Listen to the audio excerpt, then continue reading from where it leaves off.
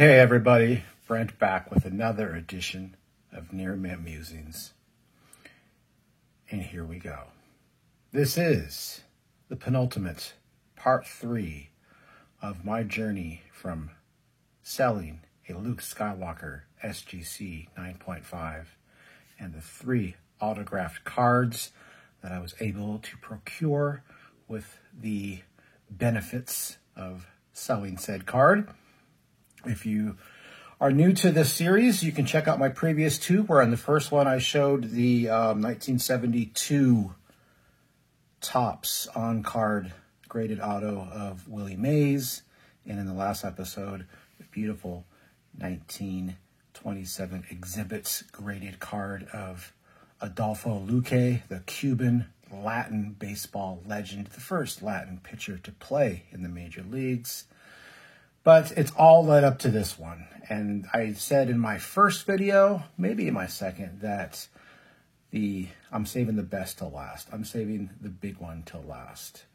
I have in front of me, or in front of you, the Luke Skywalker that I did decide to keep. This is the one that my dad and I pack pulled back in the day. It means a lot to me, nostalgic-wise, and just personally. I'll always keep this one, so I always like to show that first.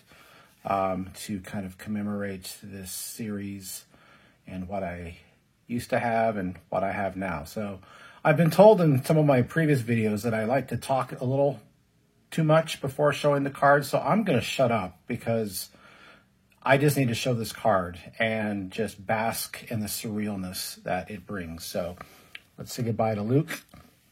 You might have probably figured out by now who this is going to be, and you would be correct. The big train, Walter Johnson. This is an autograph of Walter Johnson.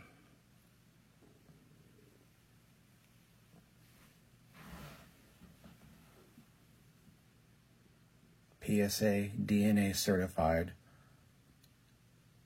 cut auto of Walter Johnson. Put it back here with a little more light. This is, of course, a Perez Steel postcard from 1980. But the autograph clearly is from days of yore. There really aren't any on-card autos of Walter Johnson or any players of his era because they just didn't sign cards back then. It wasn't a thing. So most autographs of players of this ilk from that era, the dead ball era, are going to be cut autos. Now, I'm not going to be hyperbolic because everything I'm going to tell you is 100% true. The greatest pitcher to ever live. One of the first inductees into the Hall of Fame. One of the members of that initial class. Arguments can be made for Christy Mathewson, Cy Young, Grover Cleveland Alexander, and then more modern pitchers. Some would, Sandy Koufax, Bob Feller, even Nolan Ryan. But Walter Johnson just surpassed all of them, in my opinion. Do yourself a favor, look up the stats of his 1913 season. It defies logic what he was able to do. And Walter really had but one pitch, and that was a fastball. And he was unhittable at times. Ty Cobb said it was one of the fastest pitches he's ever encountered.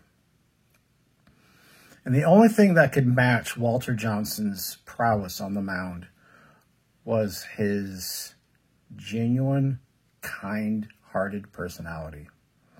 For someone of such prowess, of such struggling here with the superlatives of his ilk. He was so humble and he was like a dichotomy. He was so powerful on the mound, but yet so humble and kind to all players and all people around him. Greatly respected by everybody. And I don't need another autograph. This is the zenith for me. I mean, if somebody wants to offer me a Babe Ruth autograph, I mean, I'm not going to not take it, but this is truly the zenith for me for autographs. I adore Walter Johnson.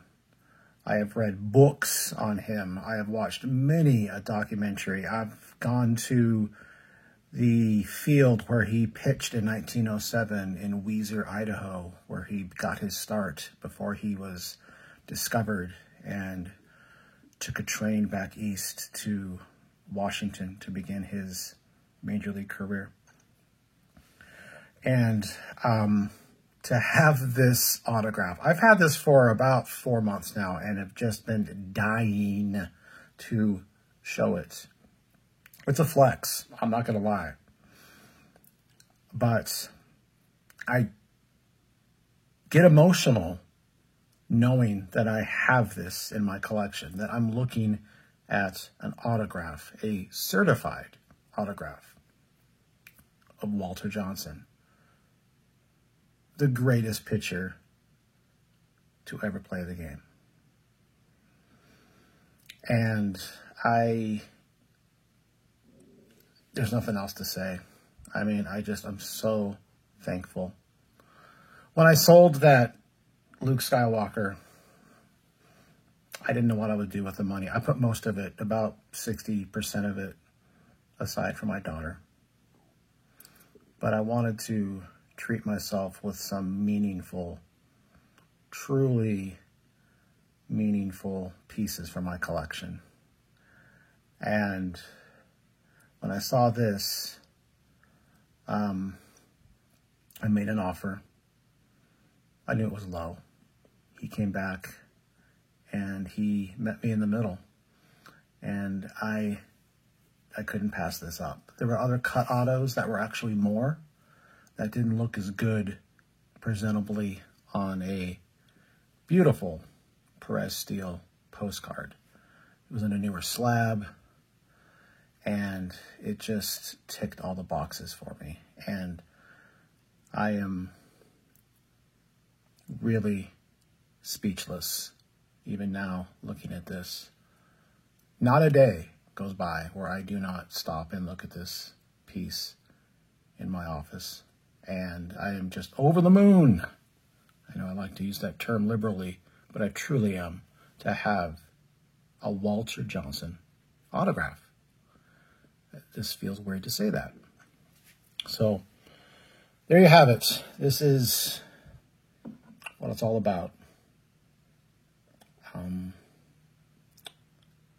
Walter Johnson, the big train. So, thank you for going along on this 3-part journey with me. I'm sure I will be showing this piece in future videos. I might just have it in the background for every video I do. So, yeah. So, I appreciate each and every one of you. Thank you for watching. Hope you're having a good one. God bless.